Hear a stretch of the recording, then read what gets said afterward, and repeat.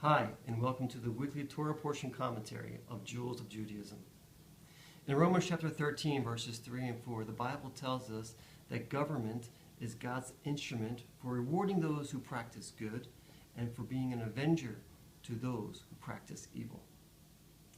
This past week, on Tuesday, July 14th, an agreement was made between Iran and 6 world powers, which will supposedly make the world a safer place.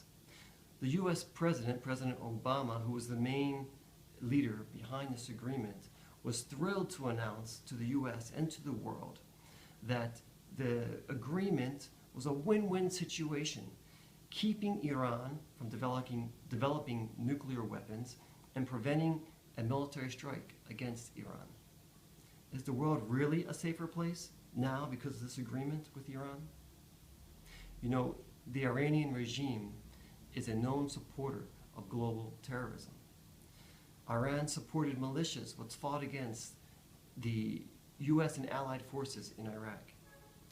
Iran has supported in the past and continues to support Hamas in Gaza and Hezbollah in southern Lebanon, which are sworn enemies of Israel and are seeking the destruction of Israel. Today, on the national website of the state of Iran, the president of Iran is quoted as saying that he supports the jihadi spirit to bring Jerusalem back under Muslim control. Iran is a sworn enemy of Israel and is seeking its destruction. Above all of this, the Iranian regime is known to be a grave violator of human rights in Iran. None of these issues were part of the recent agreement with Iran. Is the world really a safer place because of this agreement? Have the 6 world powers, these government powers, have they been true ministers of God in praising the good and avenging those who practice evil? It seems to me that they have done the opposite, and they have actually praised those who do evil in this agreement with Iran.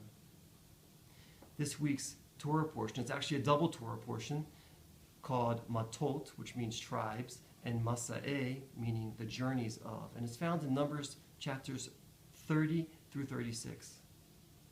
In Numbers chapter 31, God said to Moses, "Take full vengeance for the sons of Israel on the Midianites."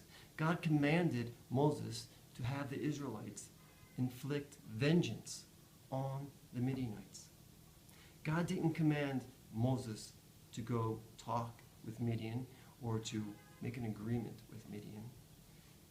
Midian's actions were evil, and God commanded vengeance.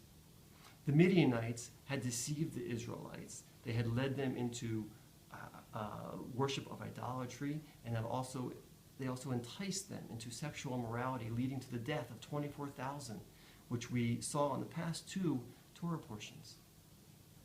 Because of this, God was saying that the Israelites needed to take vengeance on the Midianites. How can a holy God order vengeance? Aren't we supposed to love one another?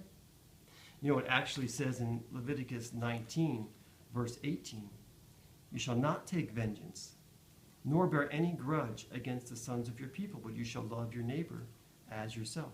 I am the Lord." The Bible clearly says you shall not take vengeance.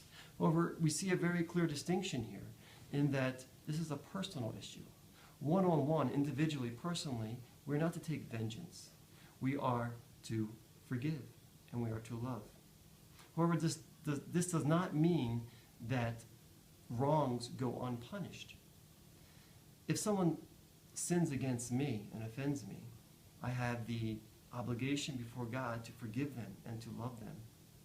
However, this does not mean that their offense goes unpunished. If they have harmed me or damaged something in any way, I have the obligation, the right, the responsibility to go before the proper authorities to report what has been done and to let them deal out vengeance, to bring justice in its proper manner. The Bible tells us that God is an avenger. In the book of Nahum, chapter 1, verse 2, it says, "A jealous and avenging God is the Lord. The Lord is avenging and wrathful. The Lord takes vengeance on his adversaries, and he reserves wrath for his enemies. God is an avenger. And as we saw earlier, as I read earlier in Romans chapter 13, verses 3 and 4, God has established government to be his instrument to praise those who do good and to bring vengeance on those who do evil. We need to be praying for the governments under whose authority which we live, that they would be true ministers of God, that they would praise those who do good, and that they would administer God's vengeance. To read my full commentary on this week's Torah portion, please go to jewelsofjudaism.com under the title, God is in Control. Shabbat Shalom.